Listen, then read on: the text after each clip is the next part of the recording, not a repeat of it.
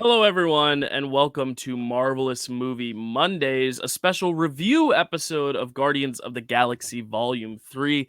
For anyone who has not seen this podcast, this is a podcast that we do weekly where we usually start with news and then talk about, all this stuff in the Marvel world and then whatever's new and hot on the topic. But for our movie reviews, we kind of just like jump right in. We usually like to get to our thoughts, get to our experience watching it, and then we get into spoilers at the end.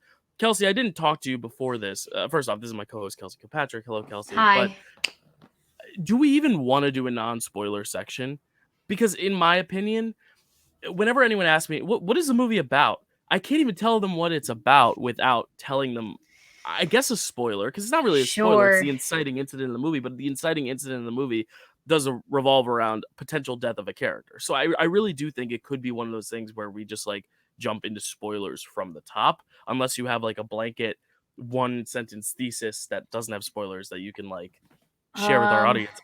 I think most people who have watched the movie or watching this review have watched the movie, but I'm going to leave it up to you. Would you like to try to dance around spoilers for a little while and then get into it, or do you want to just get right into the spoilers?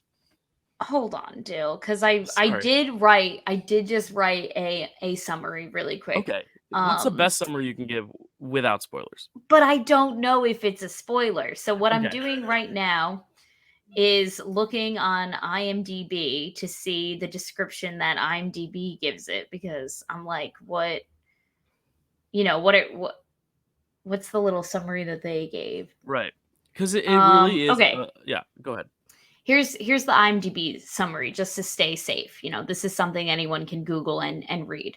Still reeling from the loss of Gamora, Peter Quill rallies his team to defend the universe and one of their own, a mission that could mean the end of the Guardians if not successful. Okay. Yeah, that's a good summary. But also I feel like they make it very much seem like it's Quill's story in that Story. synopsis when this is Right. very So much I a think they different want to Guardians save movie. that.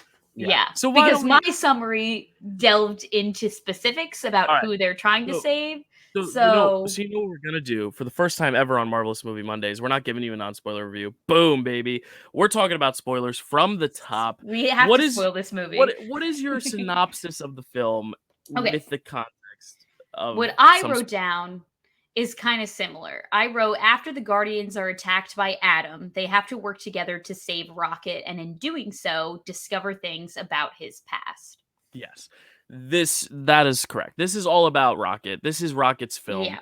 This is by extension James Gunn's film because James Gunn has said that Rocket is his favorite character. He's the one that he sees himself in. He is always connected to Rocket, and he wanted this send off for the Guardians to be kind of seen through the eyes of Rocket, which is very fascinating because 2/3 of the film, Rocket, present day Rocket, does not talk, does not interact. He's lying in a Yeah. coma, but we see through backstory. Like, it is his story. And even if we're Yeah. not seeing it through his words all the time, hearing it through his words, we're seeing it through his eyes and the fact that we're seeing everything around him revolve around him. Which is very fascinating way to approach a story in general, because Quill has been kind of your protagonist for the first two films. So to Yeah. now see that like Quill is still the leader, but like Rocket is the main focus. I thought it was an Right. interesting pivot. Yeah. 100% Dill. Honestly, it really threw me for a loop because, we all went into this movie and the number one question on everyone's minds was who's not going to make it to the end of this movie? Yeah. Who is going to be our big sacrifice? Who's going to be our big loss? A Mhm. lot of people were taking bets on Rocket, a lot of people taking bets on Drax, some people, myself included, taking bets on Peter Quill. We thought Yeah, that this might be like I thought a good, Kraglin was a big contender because it's yeah, James Gunn's brother, and I could see him for being like, sure. "Bro, I'm gonna give you a send off." Um, Yeah, and from the so trailers, they did kind of yeah, tease the rocketness because we saw the yes. shot of Drax like getting shot at the whatever scope thing it was called, Orgoscope. orgoscope. We saw the shot of them carrying him off, but he was walking, so we're like, he's not dead there. But Rocket, we did see those shots of like Mantis and Quill like crying over a body, and it only made sense given the fact that we also saw shots of his flashback in the trailer. And trailers with the MCU has been like my big overarching complaint in terms of reviewing movies because Yeah. they always tend to spoil stuff that's going to come ahead. In this sense, there were a few moments. For example, in the trailer, you have the shot of Rocket saying, "I'm done running." It's the last shot of the trailer, and it's like the whole movie you're waiting to get to that line, so you know he's going to come out of this coma one way or another. But for me, that didn't necessarily matter as much, because for me, I just knew he was going to live. Like, it wasn't a question of is he going to Mm, die or not. Like, for me, it was always going to be that Rocket was going to make it out and then maybe make an ultimate sacrifice, but he wasn't going to die this way, because I think it just happened too early on for him to just sure. lie there all movie and then die. Like, I just, that didn't mind me. That was the one spoiler that the trailer gave me that I didn't really mind. So I really liked how they Yeah. marketed this movie, because they did Yeah. make it seem like it could be any of them who died, Rocket being the main candidate. But I think because they advertised so much that Rocket was gonna die, I knew he wasn't. Right. You know what I mean? Which I Yeah. didn't mind. I think the marketing was very successful in really not giving away too much of what this movie even was. Like you said, the movie is all about saving one of their own when they're fatally wounded. We didn't Yeah. get any of that in the trailer, and I like that. That's the Mhm. premise, that we can go in and kind of be surprised, like you said. Yeah, so once we took this pivot of, like, it's Rocket's life on the line, and he's gonna be incapacitated for the majority of this film, that kind of me said that, well, we're not gonna go through this whole movie and him die like this. You Right. know what I mean? Like, Yeah. I was like, "Okay, I don't think he's gonna die this way." I think Mhm. that we might get close, we might get, like, a flat line moment, which we did, um, but ultimately, like, he's gonna come out of this medical emergency. After the fact, I that's when I got nervous again. That's when Right, I when was he like comes back, and then full he body sweat.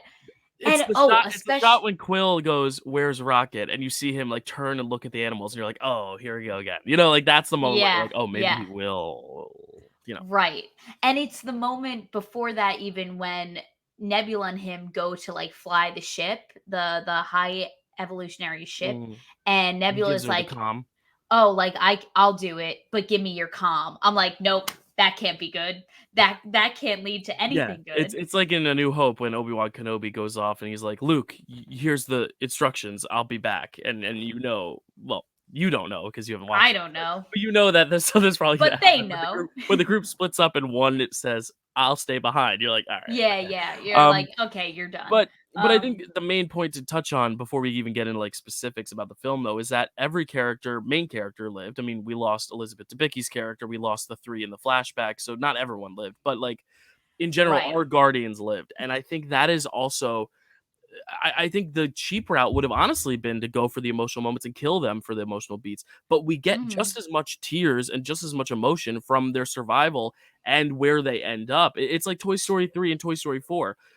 The scene where they're in the incinerator doesn't make me cry. The scene at the end where he's giving the toys away, that's what makes me cry. That's Yeah. not a moment of peril. That's a moment of joy and happiness, but also a moment of finality and conclusion that makes me sad. Yeah. Same as Toy Story Yeah. 4 when Buzz and Woody finally agree to split up and go their separate ways. It makes me emotional. And I Mhm. think that's kind of what I got from this. I was more emotional because they all lived and decided to go their own separate ways than I would have been for death, just because death in the MCU is never permanent. Gamora came Right. back. Black Widow, we saw a prequel after she died. Loki came back. Even Coulson came back in the series. Like I really Yeah. think this was a much more satisfying and much more emotional finale than anything would have been if it was a death match because of that. Yeah. Yeah. Yeah. Um, yeah, Dill, it feels like we kind of got like double bluffed by James Gunn. It felt like he was kind of toying with us the whole film Mhm. because there was a lot of different moments throughout. Like you said, each character kind of had their moment where it was like, is this it? Is this Yeah. it for them? Like, and so it was an emotional roller coaster in that sense, and I'm actually kind of really happy. Obviously, I'm like ecstatic. I was most nervous for Rocket going into this film because he's Mhm. just turned out to be such a beloved character. He's James Gunn's favorite character, and he's kind of been crafting this arc for Rocket since the beginning. I've been watching so many interviews, so I'm like know all these Mhm. behind the scene facts now. But like Bradley Cooper was saying, like he approached and from Guardians 1 said like, "Oh, we're going to do a whole movie about like Rocket's backstory." And Bradley Cooper was like, "Oh yeah, cool, but you never actually know if these things are going to pan out." Yeah. And it did.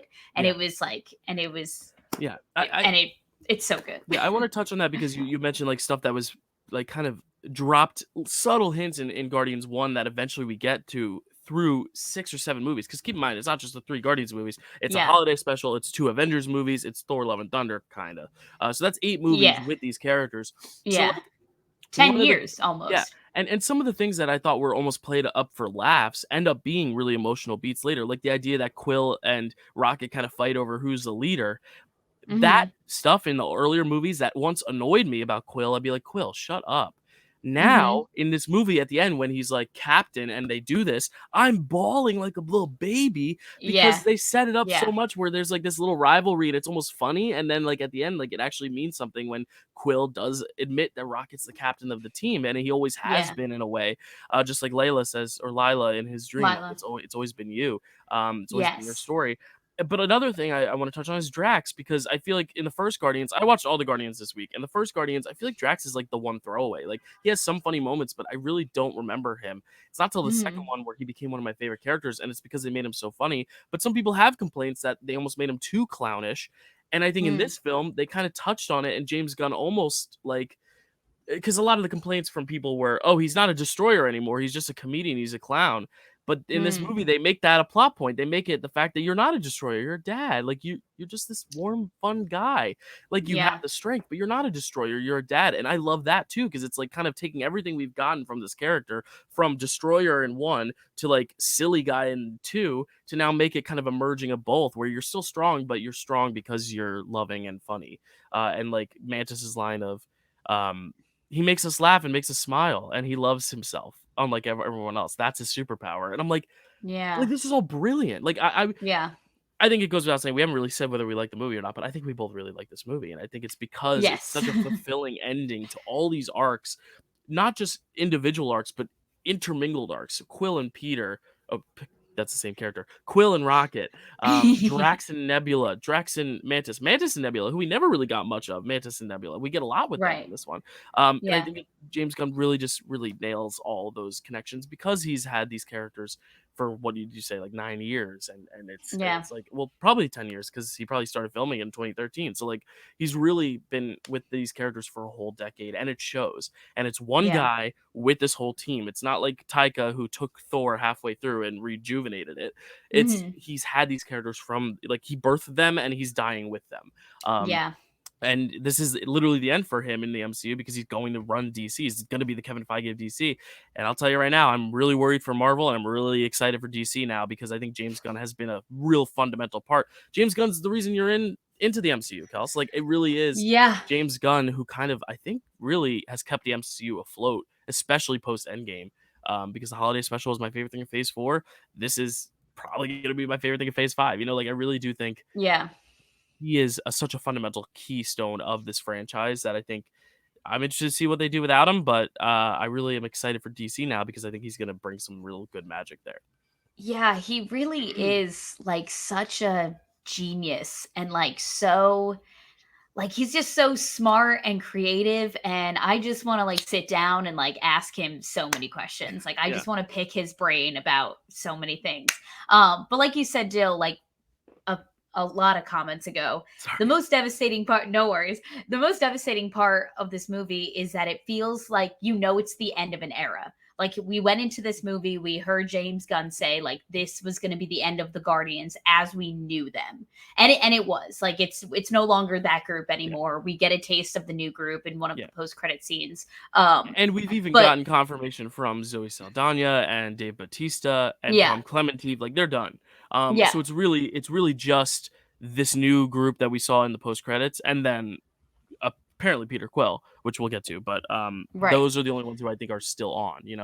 But what you mentioned about with Drax and everything and Mantis and these little moments between the characters, that this was the first movie that I felt like they all felt like a real essential part of the team. Like Mhm. in past movies, like especially like when we first like incorporate Mantis, and then when we see them fighting in Infinity War and Endgame, some of them just get like lost in the sauce. Like and it felt like this in this movie they all have a moment where they all contribute something helpful and like useful to the group, and it just felt like they felt like a really like coherent team in this movie, and Mhm. that's what I really appreciated. It felt like that they have grown, and that they all were an essential part of the team, or Oh, which for was sure. kind of my biggest complaint about, like, specifically, I think, Mantis and Drax.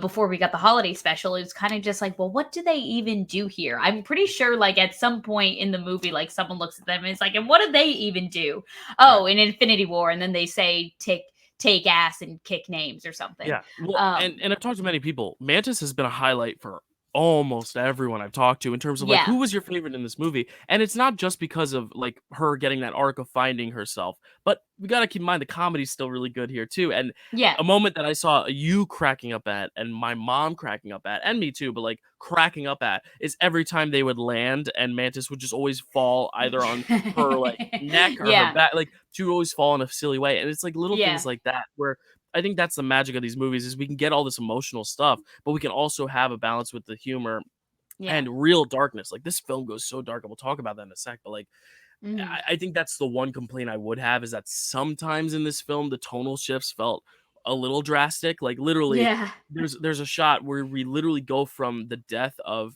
Rocket's three friends, and the immediate next cut is Drax knocking a guy off a motorcycle. And I remember you were cracking up at that. And I Yeah. looked over at you and you're crying. And I'm like, are those Yeah. tears from the scene that happened 30 seconds ago or from Drax? You just go, it's both. It's And a combination because, of both, yeah, but exactly. one is sad tears and one is like laughter tears.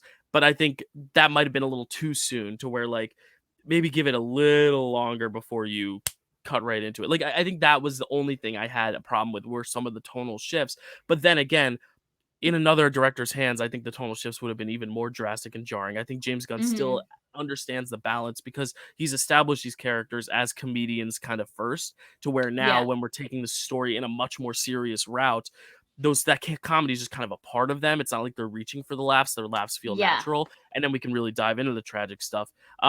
Let's touch on the tragic stuff though, because like the backstory is such a big part of it. And I want to get your opinion on this because a lot of people have soured on the film because of the depiction of animal violence, and I think that's totally valid. I think the animal violence here is extreme. It's uncomfortable to watch. I mean, Yeah. the idea of all these animals with these like robotic parts drilled into them, and the fact that Mhm. Rocket's skull is exposed in the first shot, like Mhm. that's rough to watch, and I can totally get it. Like I lost a pet literally 2 weeks ago. I have friends and critics I know who like literally lost pets in the past like few months. Like watching this was tough for them, and I totally get Mhm. that. And I honestly think for me that only made the ending where he saves animals that much more satisfying and emotional, but also like Yeah. I'll admit it's hard to watch those scenes back, and I don't know if this is going to be one of the most rewatchable Guardians movies because of that. What did you think of Yeah. the animal violence, and do you think it was a little too extreme? Do you think it fit? Do you think maybe the backstory? What do you think of the backstory and how it was dispersed? Do you like it all sporadic, or do you like it more confined? What do you think of that? No, I thought that it was great how they kinda, like, divvied up Mhm. the, flashback scenes that we got of Rocket. I mean, we knew going, like, from Guardians 1, from the first shot of when they get into the prison and they're changing into, like, the prison uniforms, and we see all of the work that he has done on his back, and, like, Peter Quill looks at him and is like, "Ew, what even are you?" And he's like, "Oh, there's no thing like me but me," or something. And so we kind of get a sense that, like, something tragic has happened to Rocket. He says in scenes later in Guardians 1 that he didn't ask to be picked apart and torn to pieces over and over again. So we know that something bad has happened here. And we don't really see, like, the surgeries per se. Like, we just see the aftermath of Mhm. them, of him, coming out with all the gadgets, like, that have been, like, drilled Right. into his hands, and, like, how you said his skull's been obviously, like, drilled open, and his brain has been experimented on, we're assuming. So it wasn't, I think it would have been more jarring if we actually saw the Right. actual treatments and Right. then, like, Mhm. experiments.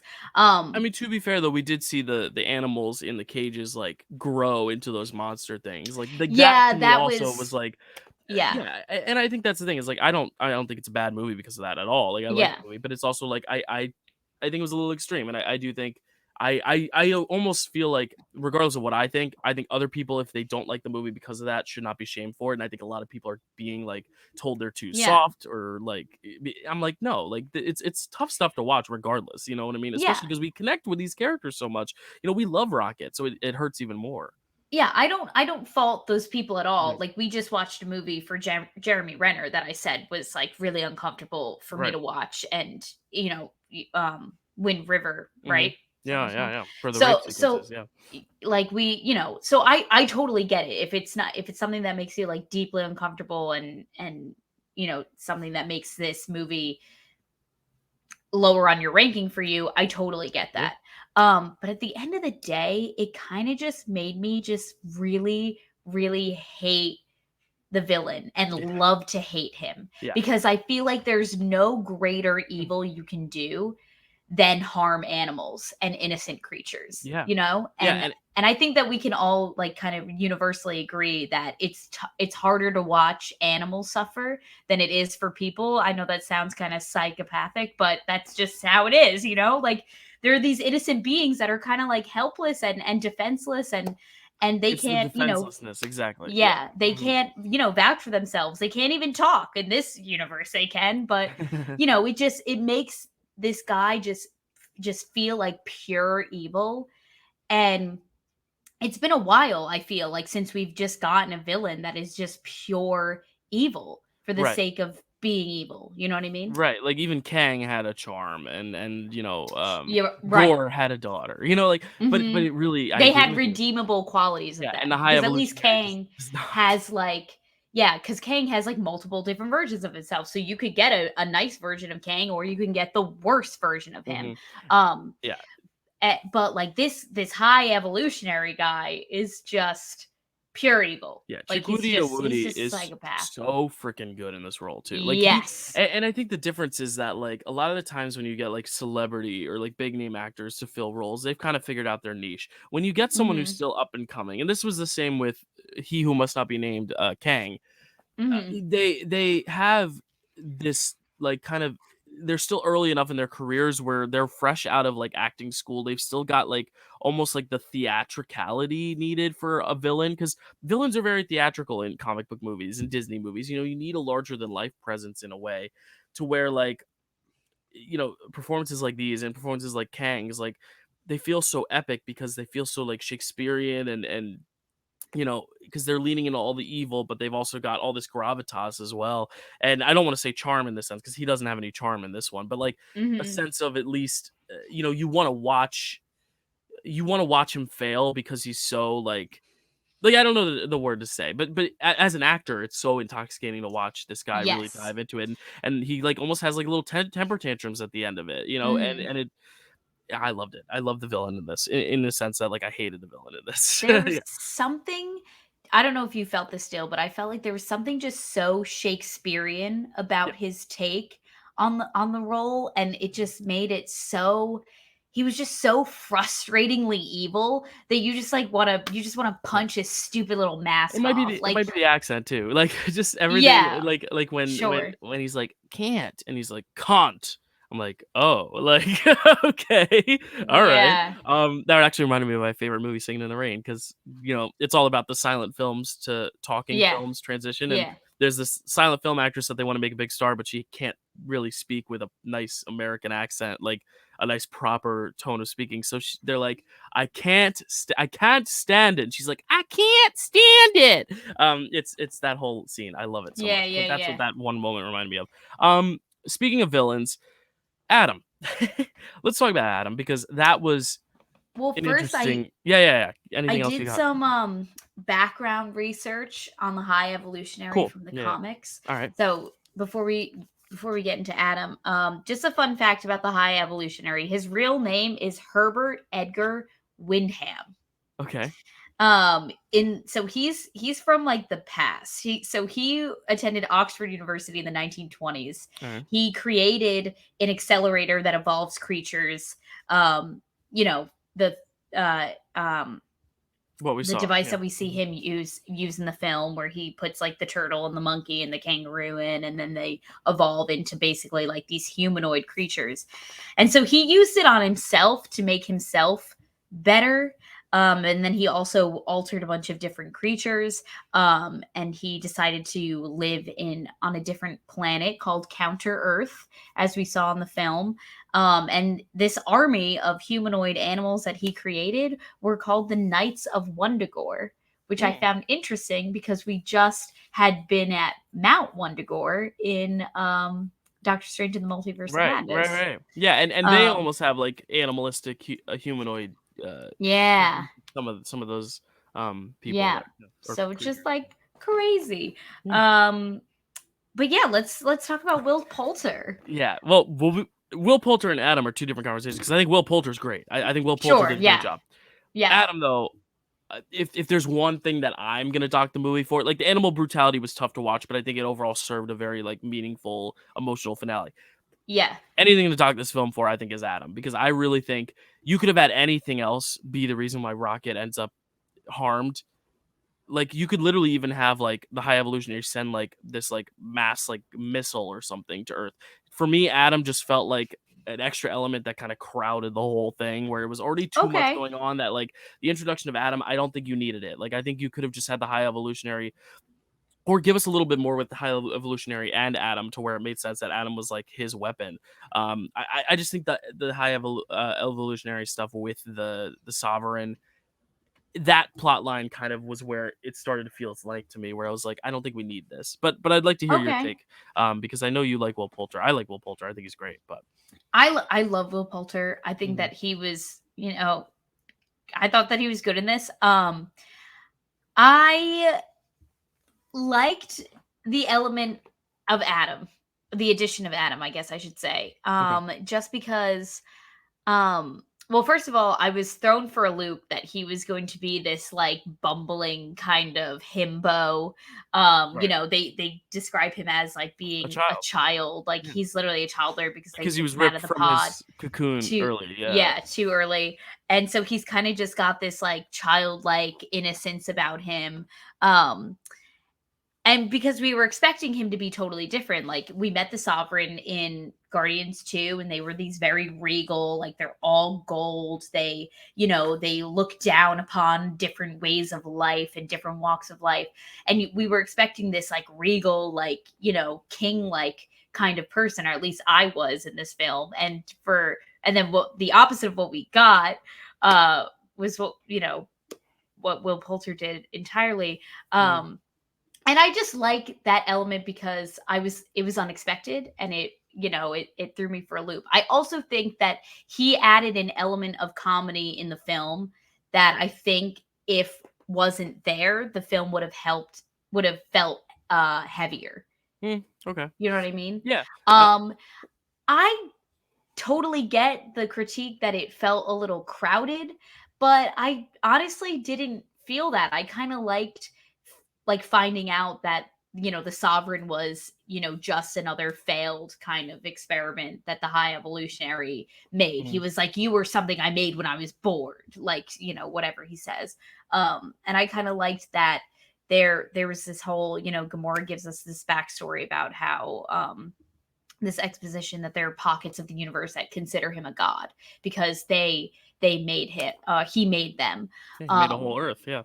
yeah, so I I think I was just having fun with Mhm. his performance and Yeah. the addition of this character, so Yeah. I don't have a complaint Yeah, and I about did like him a Adam. little more on the second time because my mom loves Will Poulter. She loves the Maze Runner movies. She loves We're the Millers, so she was really excited for Yeah. him. But like, I Yeah. really think this is one of the elements that I hope I grow on when I watch it more. Just because every time he shows up, the first time it makes sense. You need to get Rocket injured, but I'm like, there are other ways you could have done it. Like, but then as it goes on, I'm like, all right, where are we going with this? And I like at the end how they're like, oh, everyone deserves a second chance, is what Groot tells him, or Drax Mhm. translates Groot's words to be. And then Adam's the one who saves Star Lord, which is like great, but also like we didn't get a ton of Adam and Star Lord. That's the thing, is we don't get a lot of Adam with the Guardians to where it doesn't make sense that he would save Star Lord. If anything, Star Lord should have been the one to say like everyone gets a second chance, so then he could save Star Lord. I don't know, and that was another thing too. It's like another fake out in the MCU death, but I Yeah. guess it made sense because like Peter was like the protagonist. I don't know. I Yeah. think, like, the Adam stuff really if you cut Adam from the movie, for me, it doesn't really necessarily change much, but, Sure. if anything, I really like Elizabeth Debicki. I'd rather her just taking him out because, like, she's Yeah. really good in this movie. I love how they let her hair out, and I love the scene where she's, like, talking to High Evolutionary, and he puts the box down and, like, stands up on it to get taller than her because she is Yeah. notoriously one of the tallest actresses in Hollywood working right now. So it's just really funny to see that they made that joke because everyone in every review you read for Hustlers or Tenet or any of the movies she's in, it's always that girl's so tall, and I'm like, that's why are you making that a criticism? And then James Yeah, Gunn's like, what? let's make a joke out of it. Yeah. Not a joke, but like let's make it a Make commentary it on how make it a insecure this bit, villain yeah. is. Yeah. So yeah, Um, I liked her in it actually more than I liked Adam, but I don't know.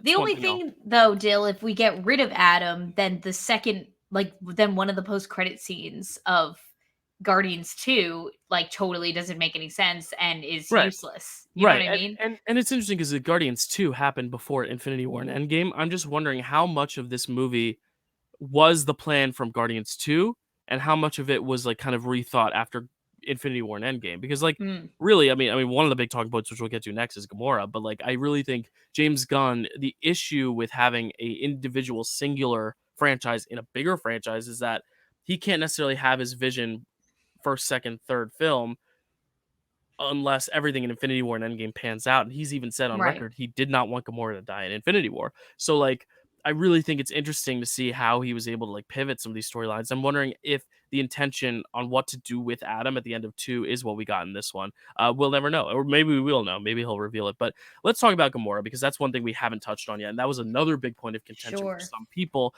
going in was like, what are they going to do with Gamora? Are they gonna get back together? Is she gonna see his ways?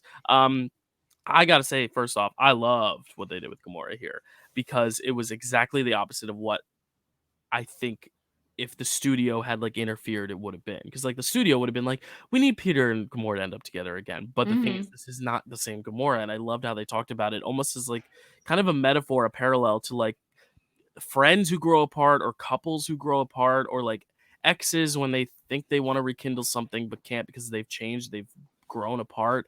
Like the idea of Mm, growing apart. And I really think that's so strong. I would have loved to see her a little bit more with her and the Ravagers to understand why that bond was so strong to where at the end when mhm. she's hugging them all, like we're getting that idea of, oh wow, she's meant to be there.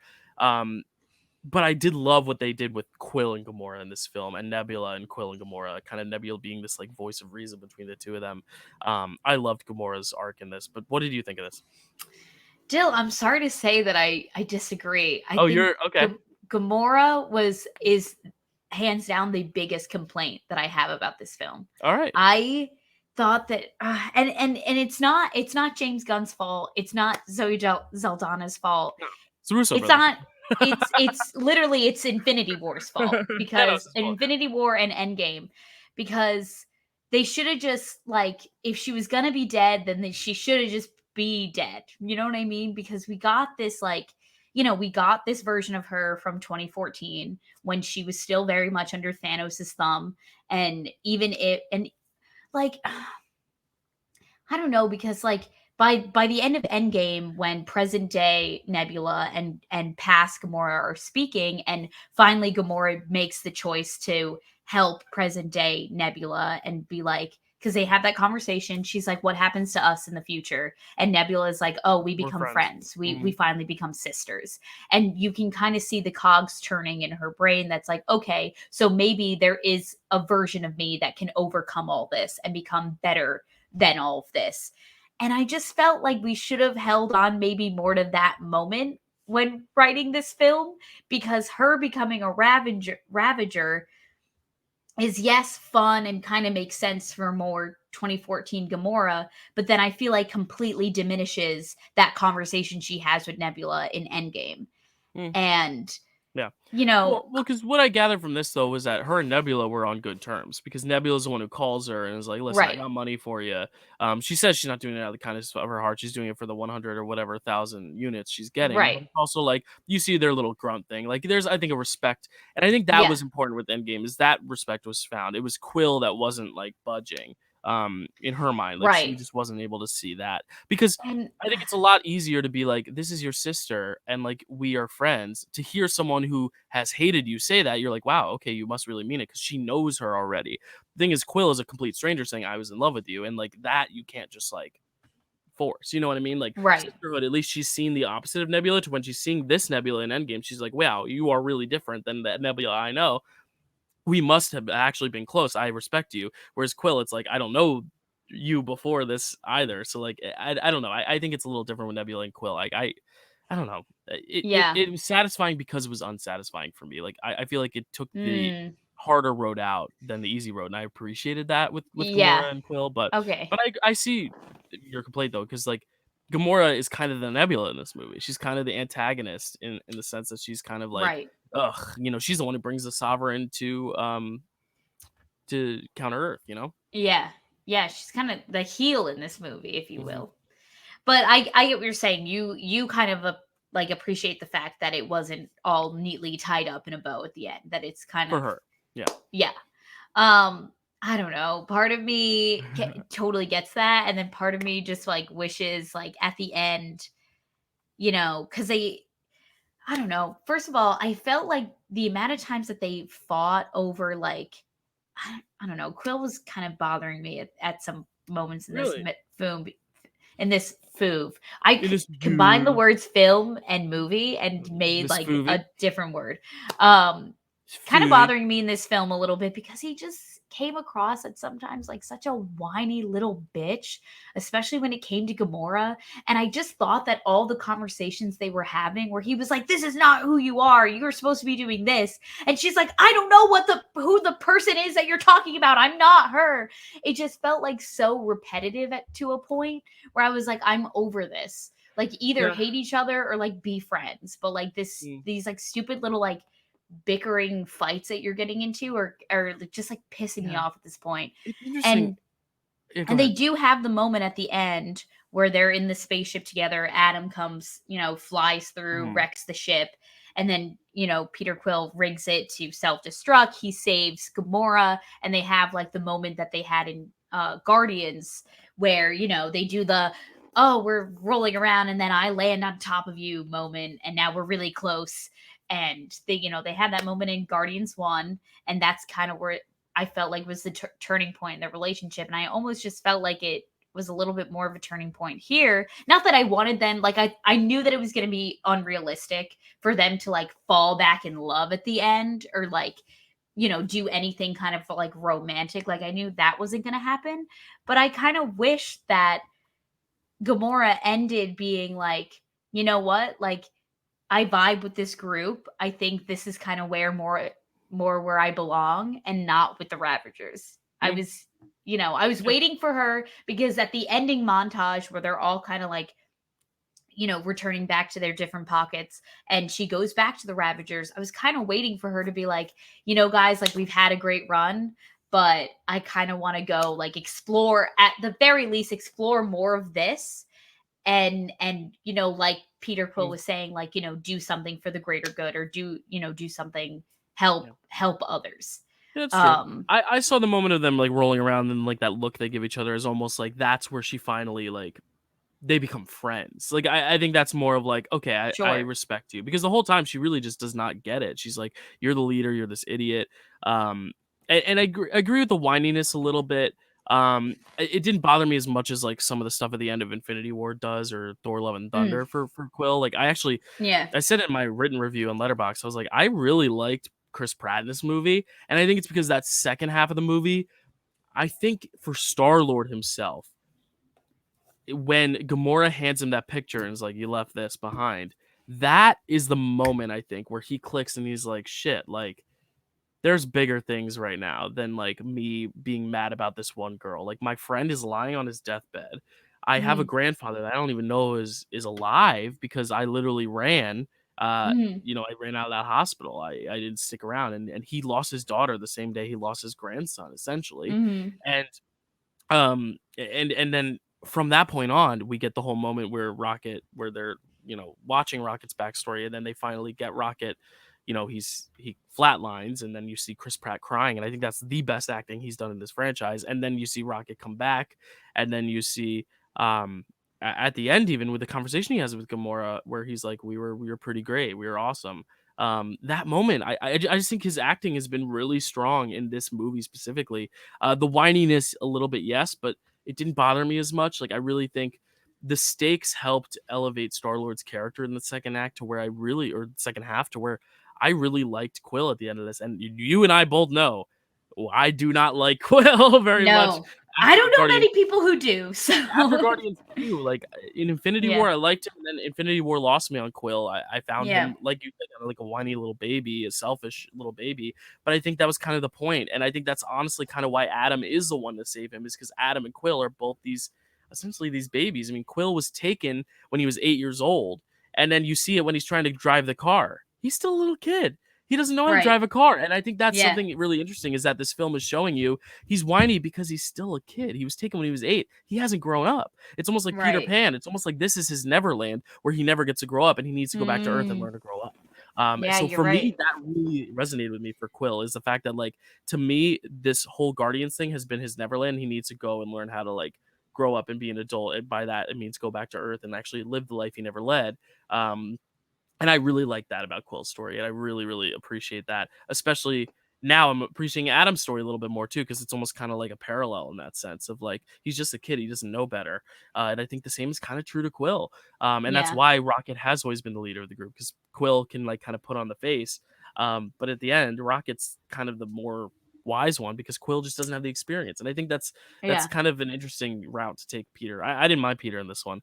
Um, what did you think of though Peter going back to his grandpa? Because I know some people were like, they don't even mention the grandpa in the second movie, but I think that's the whole Right. point for me. It was like he hasn't mentioned him because he's just been so caught up in the excitement of the romance and having all these cyber friends and all that stuff to where like I really think it hits him in this movie that he's like, wow, I did leave some stuff behind and maybe I should go check it out because I found my family here and my family here is going to be okay.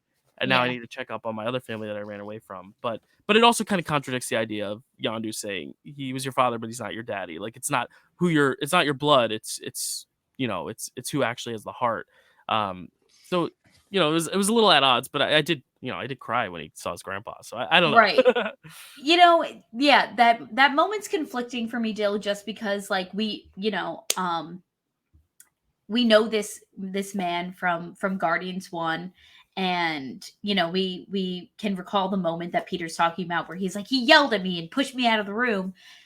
But this isn't a character that we've been thinking about at all. Like Right. we watched that scene happen, and then we've watched all these movies, and we've never given Peter's grandfather another thought, Right. right? So then to have him brought up again in this movie was a little random, but at the end of the day, like what I really liked about this movie is that how much like family and familial roles like play such a strong part in this movie, because obviously we have like Gamora and Nebula, who are like adoptive sisters, like Mantis and Peter now are like half kind of siblings together.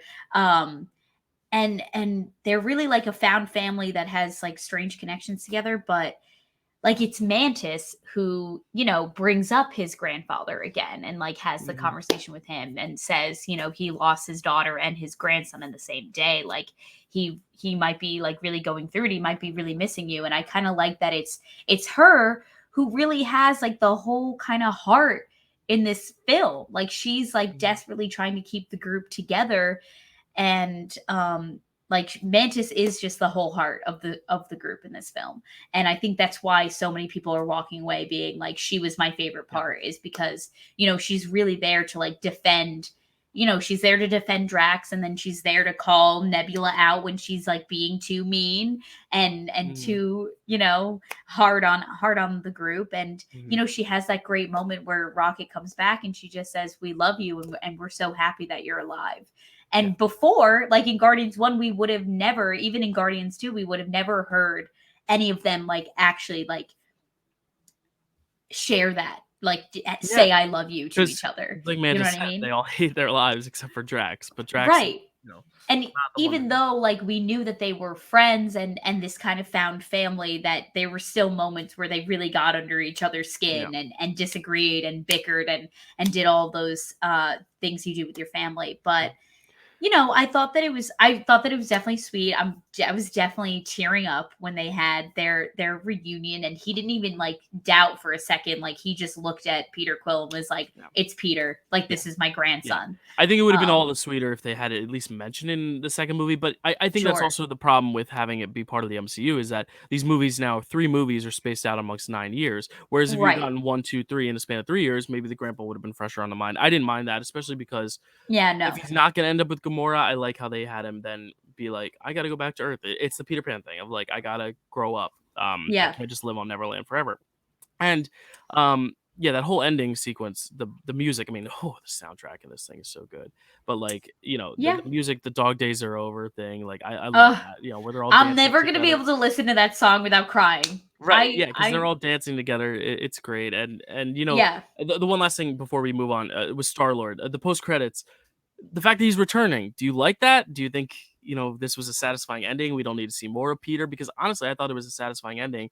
The only way I'd like to see more of him, and this is something that our trivia competitor JD brought up, so I'm giving him the credit for when we talked about it. He said, "Wouldn't it be great to just see a series where Chris Pratt is just like a guy who's at a house taking care of his grandpa. It's like a sitcom of them just like living together and doing mundane chores." I'm like, so they're Yeah. basically doing Jean Dielman, which is this old like Belgian film, 3-hour Belgian film about this woman doing chores. Like it's gonna just be that with Chris Pratt. Like I love that. That would be very satisfying. But like, what do you think of this whole like he will return? Because that's like the post credit scene. They're like, oh, he's gonna return, and we see on the newspaper it's like alien attack. Kevin Bacon can testify. And it's like, all right, is this Yeah. where Yeah. it's Yeah. going? Yeah, Yeah. Yeah. Yeah. You're right. The little newspaper gag there. You know, Jill, I could take him or leave him. I could yeah, take or leave Star Lord. I think if I want to watch any of them again, if I had to like rank them, I think Peter Quill would probably be dead last. yeah. Like And that's not to he's say he's not a good character in this movie. It's just like it has such a sense of finality for him specifically.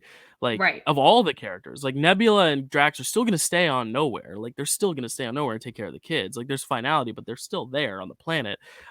Same as and then the Guardians we saw come together: Kraglin, Cosmo, and then Rocket and Groot and Adam and Right. like the young girl. That's gonna be a group, and like even Gamora, she's with the Ravagers. But Quill's the only one who actually it feels like a sense of finality in the sense where he's like almost like he's retired Star-Lord, like he's done. But I don't know. Yeah, it's and especially without James Gunn to kind of like be Guide the it, yeah. man behind whatever Star Lord does next, it's kind of Yeah. like, well, what's it gonna be? Yeah. So, Well, and I don't really know. This might just be my ignorance. I don't know if he's signed on to do any other projects yet. The only thing I can think of is, are they sending him back to Earth to do like Secret Invasion? I don't know. I really don't know.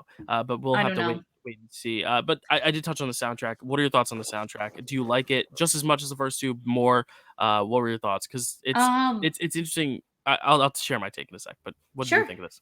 Um, honestly, Jill, I didn't know a ton of the songs in Mm, the okay. movie, but I guess I can kind of look back at the first two Guardians and also say going into those films that I wasn't super familiar with those Mhm. soundtracks as well. It's definitely going to take a few listening. I've already added all the songs to my MCU playlist on my phone, so I've Nice. already like listened to the whole soundtrack again. Um, and I liked it a lot. I like how it opens with Rocket and it's playing Creep, Yes, because I and his just feel like acoustic version. that's like his anthem. Like I'm just Yeah. a weirdo. Like what am I doing here? Like Mhm. I just feel like that's kind of like Rocket's little like anthem for himself. And I just thought Yeah. that like right away I was like already like, oh my god, you're playing the acoustic version of Creep and you're showing me Rocket. Like I was already like gutted.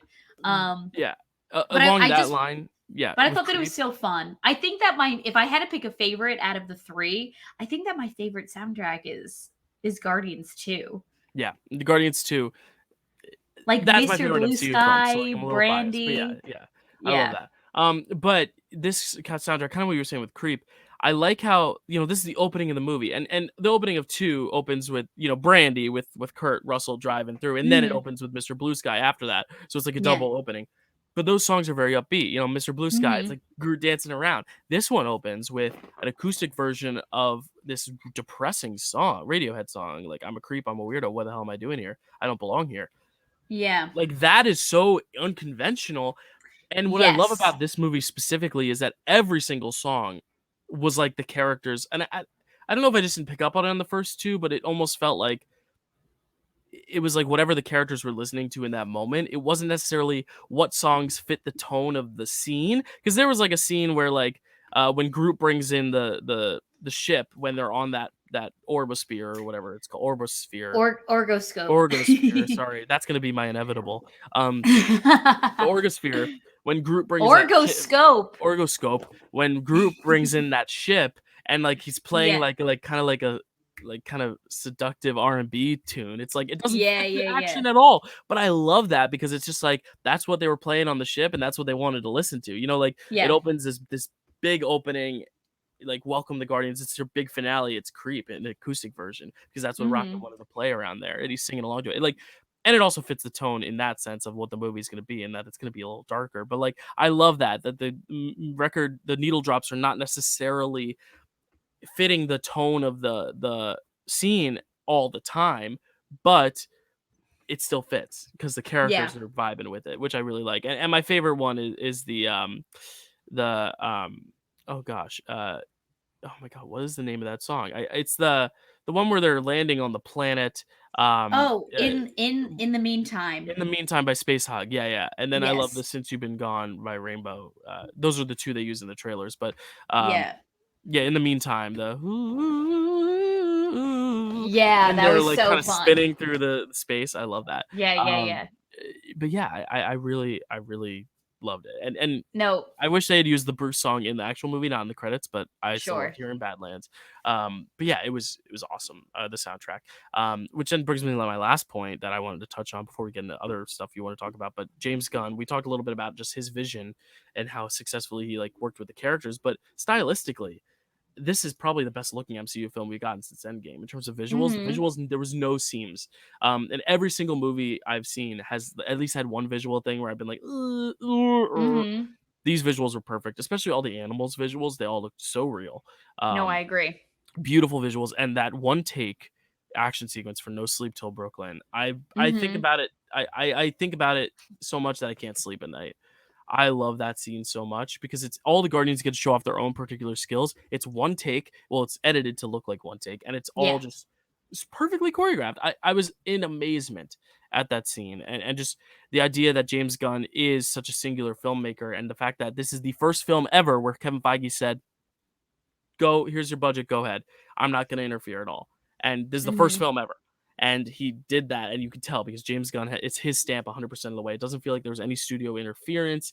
And James Gunn started from like a very gore horror background, and you see a little bit of that too with just like when they're driving through town, the one guy like just pushes the guy into the dumpster, like things like that. And then the first ever Yeah. F-bomb in the MCU, and they're the Oh, yeah, brutality. we gotta talk about the Yeah, the F-bomb. brutality of the animals is tough too, but like there's Yeah. like a sense of like it just feels a little heightened in style compared to some other MCU joints that I Yeah. love. I love it because of it. But what do you think of the direction? And we can talk about the F bomb if you're ready. This is what I've appreciated about the Guardians films since the beginning. It's that James Gunn like doesn't shy away from color. He doesn't shy away from whimsicality. Mm, And those are the things that I feel like make these movies feel like a world of their own and so unique compared to the rest of the MCU. Because it's like that scene that you love, Dill, where they're, and there's in the space suits in the meantime's playing in the background. They're mhm. like floating through space. It's like, yeah, I feel like a lesser director or a lesser costume designer, set designer, whoever was the mastermind behind this moment specifically, would have picked, a more practical take, like maybe just an all white spacesuit. But instead, they decided to get their own color. We have like a red, blue, green, purple suit, that each character has their own color and they're like floating through space and they Mhm. land on this like fleshy the Right. The orgoscope oregano and sphere. like yeah, almost. Um and and it's just like these are the moments, specifically this scene, that make these movies just feel like a world of their own. And I love that, he doesn't try to get too like realistic with anything, that he really just like takes something from the comics, because I feel like that's how comic book movies should feel. It should feel like you're in this world and like, yeah, maybe not everything is practical or like realistic in any way, but like why should they be? They're about, superheroes flying Right. through space. So But then again, I when you have something that you can make practical, make it practical. Like I love the suits of the people on the origami scope. Oh no, I When don't they're mean like wearing. effects wise. I No, just I know. mean like No, but I'm agreeing. grounded in No, reality. I'm agreeing with you though. Like I love this the suit like Nathan Fillion wears. Like it's not CGI. It's like this big like Oh right, yeah, lumpy suit thing. And in Thor: Love and Thunder, his literal eye mask is CGI. Like there's no need for it. Like if right, you can make it practical, make it practical. And I think that's what James Gunn does. He only uses effects when he absolutely, needs to, and because of that, he can save a lot of money because he's like I'm only using effects when I need to, so everything else is practical, which means I can put right, more money into the effects I actually need instead of Taika. And I hate to yeah. say Taika, but like I'm just gonna use visuals for everything. It'll be fine, man. And then like everything's visuals, and half the visuals look like dog shit. Um, F bomb though. Tell me, what do you think of it? um, didn't see it coming, and I think that was my favorite part of it. It was just so subtle and quick. Like Yeah, they didn't make a anticlimactic moment. whole. Yes, they didn't make a whole like hullabaloo of it. It wasn't Nick Fury finally getting to say motherfucker. Like it Yeah, was it it was wasn't. just open the fucking door. It Like wasn't. it was It just wasn't so Endgame where the simple. camera pans in on Chris Evans and he goes Avengers. Dun dun dun dun dun. Fuck. No, they didn't do that.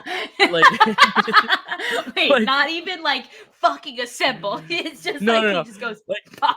imagine if they had done that where Rocket they pan in on Rocket at the end. He goes, "I'm done running. I'm done fucking running." Like they didn't do that. Yeah. They didn't need to. It No, was just yeah. Quill just being fucking pissed off at the moment, and Nebula being like, "Open the Open the fucking door." fucking door. Yeah.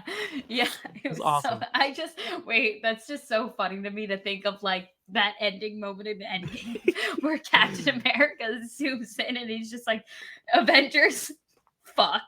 Yeah. Well, we like know we we're know from screwed. She-Hulk that he does fuck. Right, Some of right. the Avengers fuck. I hope a lot of the Avengers fuck. They have the, they're beautiful people.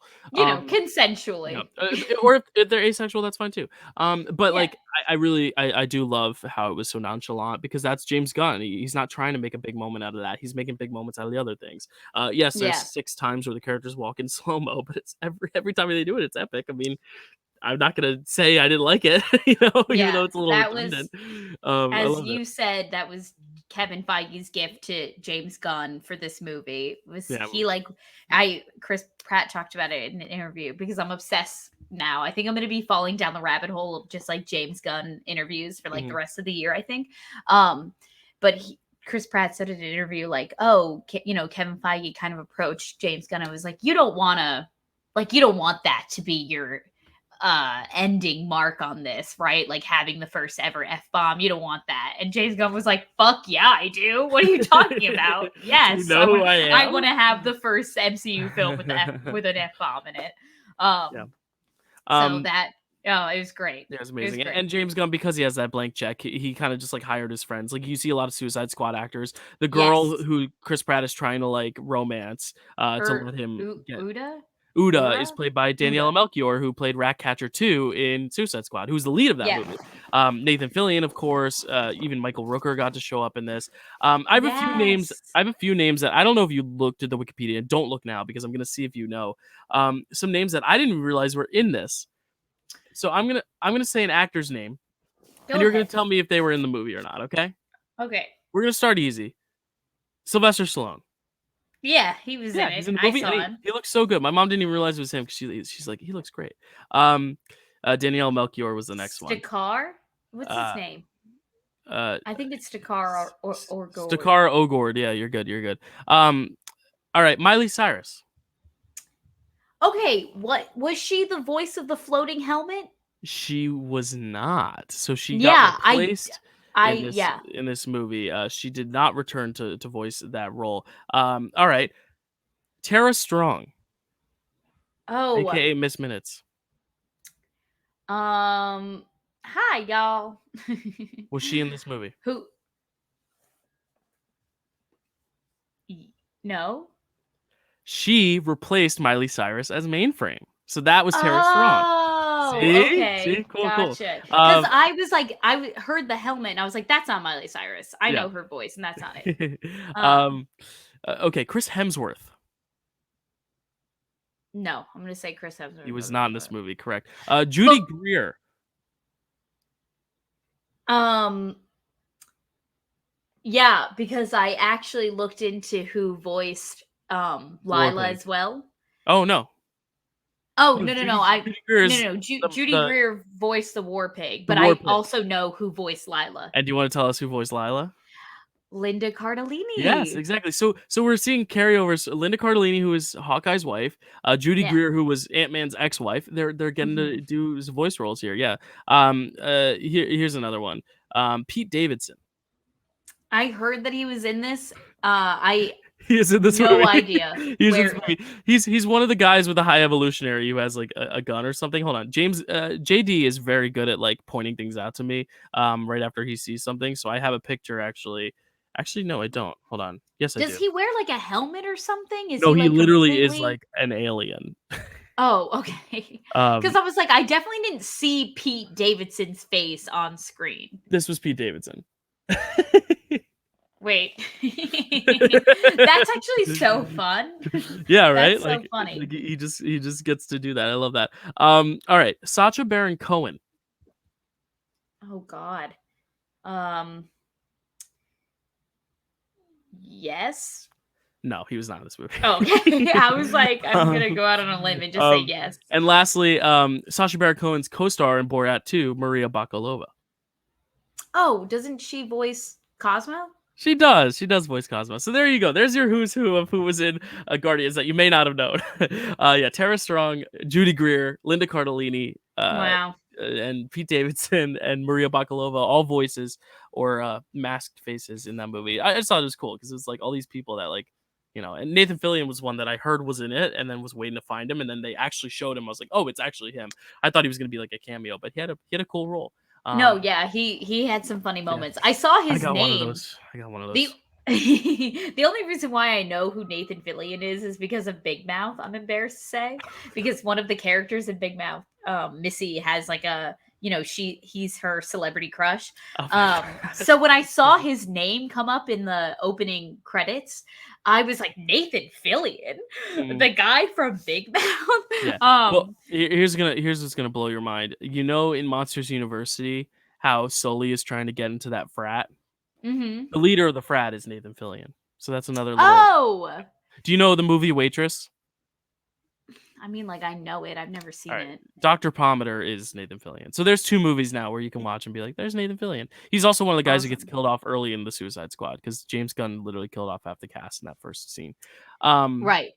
but yeah, any other stuff you want to touch on? I feel like I've touched on all my notes that I wanted to get through, but let me know. Let me see, Dill. Any specific moments that stick out? I mean, Drax speaking monkey to the kids and it not being monkey at all. I love that. Love I that. mean, that's just a classic Drax moment right there.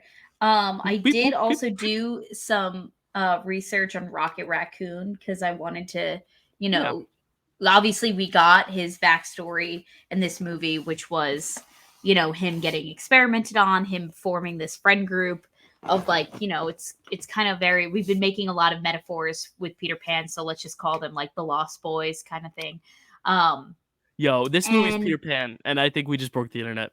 Sorry. Yeah, And uh, we cracked the code. It's it's funny just because that Peter Peter Pan. Pan movie literally dropped on Disney Plus last week, and it's also very good. So like, we're winning. We're winning. Okay. I've always a lot of people were hesitant with Peter Pan. I think because of maybe like Pinocchio or some other Well, things that have Pinocchio's. not have landed so well on Disney Plus. So it's good to know that you enjoyed it. Um, but Rocket is our main character in this movie, and I just wanted to see what life was like for him in the comics. So Rocket Raccoon was the chief guardian on this planet called Half World. And it was basically a planet where the animals were forced to evolve, like we see in the movie.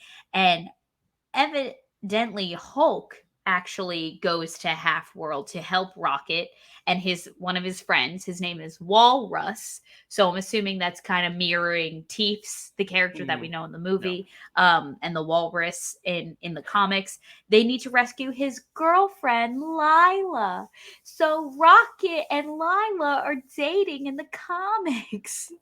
That's interesting because they kind of made it a little romantic at the end. She like didn't kiss him, but like I don't know if She like animals gave can him like kiss. a like they like French, not French kiss, but like how they do in But Europe where but they they like didn't like it double wasn't like cheek a it. peck. It was more like a she like kind of like rubbed her nose on him. It was almost like Lion King kissing, but like Yeah. it was interesting because like I think that's how animals kiss. They but like just also like rub their I noses. forget about animal ages like and obviously there's no like laws against ages of animals or whatever and consent or whatever like there are with humans, but like Rocket's like a baby when he's in the captivity and Lila's fully grown, which is where I was like, oh, are they like a thing or is she more like motherly to him? Mm, But I guess she's probably only like a few months old because it's the same batch of animals. She just might be a little bigger, I guess. Um, yeah. I don't know because Because his he is the only grows up. voice. Yeah, he grows up, but again, Yeah. it feels like it's still a short period of time. And props on Bradley Cooper for voicing him. I don't think he voiced the youngest, but he voiced him in like the middle age one. Um, Yeah. just good voice work all together. Yeah. So he needs to rescue his girlfriend Lila. But then Half World turns out to be fake in the comics. It just turns out to be a insane asylum where Rocket is working as a guard, and basically like the doctor believed that like humanoid kind of hybrids, like really advanced animals that we see the high evolutionary making in the movie would help calm the patients in the facility. Okay. So it feels almost very like Moon Knight, where he wakes up in the asylum and kind of like we're like, oh, is his real life not real, and he's just been Yeah, hallucinating in this asylum. maybe. Um, but I love how you brought up Bradley Cooper, Dill, because the moment that I nearly, I think, passed away was when when after, he's we find out that they're not going to the, batch 89 that Rocket and his friends are in, are not, designed to go to the new world, that they're going to be killed basically the next day. And so Rocket's like, I'm going to rescue us. I'm going to save us. I'm going to get us out of here. You know, him and Lila leave the cage together. Lila gets shot and killed. He And screams. it's just that agonizing cry that is released, that I'm like, oh my God, I was distraught. I was like, I had one of those cries that like starts in the back of your throat, like where Mm, you feel the lump yeah, forming. Like it wasn't just like a few, like, I feel like surface level tears that kind of fall when you watch movies. It was like oh my God, something bad is happening to me kind of cry, yeah, it was heartbreaking to just hear that wail, and for it to be so effective. I'm like, this is a CGI raccoon. And this mhm, is Bradley Cooper in like a voice studio recording this, yeah, just absolutely giving it his all. He's committed to this character 100%. And I was like, this commends, I just feel like, Bradley Cooper as an actor, because he was able to make me feel so many things with just his voice with this yeah, character. and yeah, that was the most heartbreaking yeah, moment, I think, like maybe in like the entire MCU, to like see this young creature, because it is still a younger version of Rocket. It's not a full grown adult Rocket yet. It's like a younger version of Rocket who's been mistreated and experimented on, and his friend just died in front of him. And I think it's like more upsetting to watch. It's like, that'll be like, I think that has now jumped to like at least, if not number one, number two most heartbreaking moments in the MCU. Like yeah. worse than watching Peter Parker get turned to dust in Infinity War. That stuff doesn't phase me anymore because they come back. You know, like you know what I mean. Like it were like, but I'm just saying, like In the in just moment, for sure. watching the Yeah, yeah, moment, yeah, in yeah. the moment when the movie first came out, like there will be nothing more heartbreaking than just watching Rocket break down like that, because Rocket, as we've known him, has never been a character to show any weakness or vulnerability like that. And then to Mhm. watch it, I was like, oh my God, I'm absolutely gutted. Yeah, yeah. Um No, that's a good point. So I just wanted to bring up Yeah. how much I enjoyed Bradley Yeah. I Cooper's mean that performance. scream, it's very Luke Skywalker, and I won't tell you what movie, but there's a scream where that Mark Hamill does when a big moment happens where Yeah. he breaks down, and it's like that. And I can't wait for you to finally watch Star Wars someday to see that. But last thing that I forgot to touch on, and we haven't really talked Sure. about him a lot because he is very much more a supporting role in this, but he does function really well as Groot. He's been a fan favorite for so Mm, long. You have been a little bit more yes. questionable about this newer version of Groot, this more bulky kind of jock Y- type Groot. Yeah. But we got a lot of enhancements with Groot. We see that he can like make wings out of his tree, Yes. Yeah. which is cool. And we saw Gamora not only finally understanding him, but we, the audience, for the first time ever, got to understand what one of his lines said. Because so many people were texting me Yeah. about this too, and I'm glad everyone's picking up on it. The fact that like he's Yeah. not saying I love you guys, he's saying I am Groot, but we, the But audience, we understand it now. understanding him, We speak Groot. and We it's like are Groot. that was the first thing Chad said to me when he saw the movie too. He goes, "Oh my god, it's like almost like we're learning how to speak Groot." And I'm like, "Yeah, no, that's awesome. Like, Yeah, that's I'm glad so many people are picking it. up on it. Like, Chad picked up on it. James Gunn himself said it in an interview. Yeah. My mom also. I was like, "What do you think of Groot's last line?" She was like, "It's so cool. I can understand him." I was like, "Oh my god!" I was like, "All right, so everyone's getting it," because I thought it Yeah. was such like a nuanced, cool thing that see everyone's getting it. I'm glad everyone understands that because there's also been a few kids, and they're kids, but like in the theater when I saw it last night for the second time, the kids were like, "What? He doesn't speak it." I'm like, guys, you don't Yeah. get it. You You don't don't get get it like it. Chad or my mom or Kelsey or I or James Gunn get Yeah. it. We get it. Gamora gets it. Yeah. But I Um love that moment. I love like I Groot. said, Dill, I thought that this was the best showcase of all the different characters. And listen, I'll just say, like in the holiday special, like he just like looked a little silly. He looked like it looked like a puppet. Like I feel like in this movie, like it was very much more like a CGI Uh-huh. visual effects. But in the holiday special, it looked like a guy in a suit and it looked kind of really silly. So I didn't really fuck with that version of Groot. He kind of really redeemed himself in this movie for me just because like I felt like watching him. I was like, okay, so we've seen him as a baby, we've seen him as a teenager. This very much felt like a group that had just graduated college and is like, all right, what can I do now to provide for my family? Like Mhm. what role do I play in all of this? And it was cool that he had all these different um tricks up his sleeve, all these different enhancements about him, all these different ways to Mhm. utilize him in this movie. Oh, Like when he does grow the wings, when he like branches out, they're like Nebula like says a code word, like Groot, yeah. do this now. And he's like, oh, Kaiju Groot. got it. Yeah, Kaiju Yeah, Groot. yeah, yeah. And he Kaiju like is like a giant monster, like Godzilla and King Kong. They're considered kaiju. kaiju? Kaiju. It's a term Oh, for like kaiju. it's like a genre of Japanese movies with big monsters. Like Godzilla is the most famous kaiju in the world. Like just Okay, giant gotcha. monsters. Yeah. Yeah. So Kaiju Groot. And Yeah. I thought that that was great, and especially the moment, the best moment I feel like for Groot was before they jump out the window and fly, is when he has all the guns hidden in him Yes, and he in takes his them out. branches, Oh, and he takes them all out. He has like all these different weapons, um, and they're able to escape the high evolutionary like that. Um, yeah. I love so it. yeah, I was sold. This movie sold me on Groot, and I kind of Yeah. like that he's a little bit bigger now, a little bit bulkier, and not just kind of like this dumb, you know, pet of rockets that's kind Right. of bumbling around like we Yeah. see in Guardians 1. Like he has a lot more use to him Mhm. in this movie.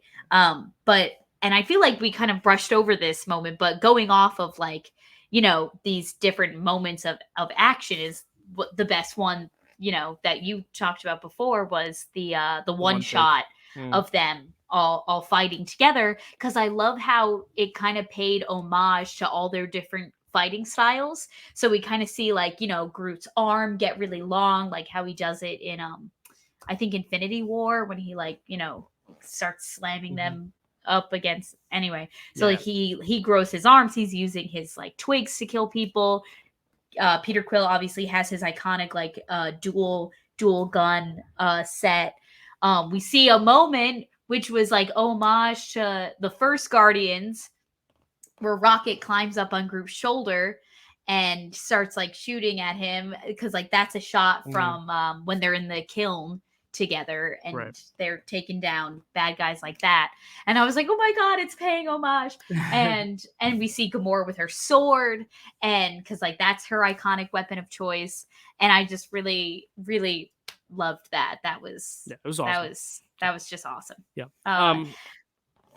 Did you give this movie a rating, Dill? Yeah, I mean, the first time I watched it was a solid like 8 out of 10, but now that I've like rewatched it, it's teetering on a 9. I don't think it's perfect. I think there's elements I don't love as Yeah. much as others, but just for a send off, I'm a sucker for a great conclusion. Return of the Jedi is my favorite Star Wars movie. I Yeah. cried when Ross and Rachel rekindled after Rachel got off the plane.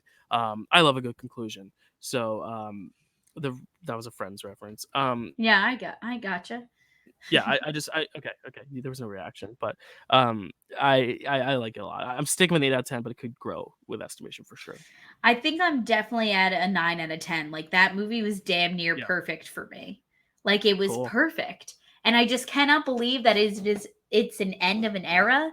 Mhm. And this was the, these are the group of characters that I fell Yeah, in love with, and that and I why I like started watching the MCU. I like And the sense of finality too, though. Like I like that it's an ending because it's like even Endgame, it was like, oh, but here's your shield, Sam. Like they were setting right. stuff up to where here it's like it feels like the end and it doesn't feel like we need to go any further. Even the post credits sets it up to where if they wanted to make more, they could. But I Mhm. really don't know if they will without James Gunn. But it could be Mhm. one of those things where in another movie, if they're like, hey, can we call the Guardians to come here for a sec? Like they could show up. Because also it helps that 3 of them are CGI. Rocket, Groot, Mhm. and then Cosmo, which is a hybrid of real dog and CGI. But like you really only would need to get Kraglin and Adam, and then like maybe uh, but assuming she grows older, the young girl in that group. But like, you have the advantage now of doing that. But also, I don't think you even need to see that group again. I think that post credits was to show that Rocket is leading this group now, and they're all good, and they're gonna be okay. You know what I mean? Like, Yeah. I don't think we necessarily need more, and I love how final it feels. No, I definitely Like don't want more. I mean, I'll take whatever I can get, especially if finality. James Gunn is behind the project. Yeah, I'm on board. which you won't be. He'll be Um, at DC. but it's bittersweet because obviously, if the movies could be as well made as this one, and for them to make sense, and we keep getting movies with these characters, then I would be strapped in on board.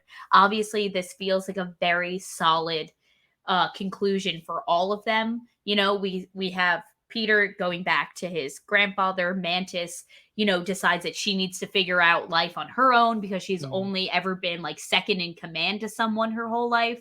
Um, Nebula and Drax are running nowhere together because they need their father figure on nowhere, Mhm. and And Nebula needs a life she never had. With Thanos. exactly. She wants to make it a home that she never had herself. And then we have Rocket, and Groot running the Guardians together. So it feels like a very appropriate send off for all of them. And oh god, it's bittersweet. Amazing. Yeah, so go see it. But do be warned, it is darker than your normal PG-13. The thing is with ratings, and Well, this is a whole nother segment, but like PG-13 is supposed to be darker. If anything, most PG-13 films should really be PG films. Because some people are saying this should be R, this should be R. I'm like, it shouldn't be R. This is PG-13. It's dark. If you're above 13, if you're younger than 13, you should have parental guidance. PG right. just means, yeah, you could have a parent around, but you should be okay. Like, I honestly think most MCU films could be PG, and this is PG-13. It makes sense. Anyway, but it is dark. It is some of those animal scenes might require some parent supervision or whatever. So like go see it, but be cautious. It's darker and it's gonna be triggering for some for sure. But I think it's emotionally satisfying and I think you're gonna really enjoy it. Yeah. Oh, you're gonna go from crying hysterically to laughing to crying again. It's Yeah. it's an emotional roller coaster. Cool. Cool. All right, so that is our review for Guardians of the Galaxy Volume 3. A longer review than we probably ever had for a movie, but because it is so good and we had so much to say, my favorite of Phase 5 so far, I'll say, between the two. Um, you can, well, before we plug ourselves, I'm in the midst of a retrospective looking at movies from 10 years ago, from 2013. 10 years ago, 2013. And 2 MCU films came out that year. So the next 2 weeks, we're going to be actually doing commentaries for y'all for 2 of those films. The first being Iron Man 3, the Kickstarter of Phase 2, and then Thor: The Dark World, which is famously one of Kelsey and I's least favorites. But maybe we'll be redeemed. Maybe in the midst of some lackluster Phase 4 stuff, maybe Dark World will play better. I don't know. But we'll be talking about both those films. So next week will be Iron Man 3. The week after will be Thor: The Dark World. And the week after that, we're getting our number one contender match with Noah and Stacy. The winner will place Kelsey in MCU trivia. And then we'll have a great undercard for you as well. Kelsey, any last words? Where can they find you? All that stuff. I guess my last words would have to be I am Groot. And Really? or Okay. Yeah. maybe no, we are Groot. You think so? Okay. Yeah. But you can find me on I'd say Instagram maybe apples, but at you can find me on Instagram at Kelsey A. Kilpatrick. You can follow me on TikTok at cause13. there you go. And you can find me at Dylan_Randazzo, Twitter and Letterboxd, Dylan Randazzo 417 at TikTok, and the Dill Pickle Movie Network. If you're listening to this on podcast, check it out on video. If you're checking it out on video, check it out on podcast. Give us those views, those likes, help us grow, and we'll see you next week. Thanks so much for watching, y'all. And remember, we are, we always have been, it'll always be Groot.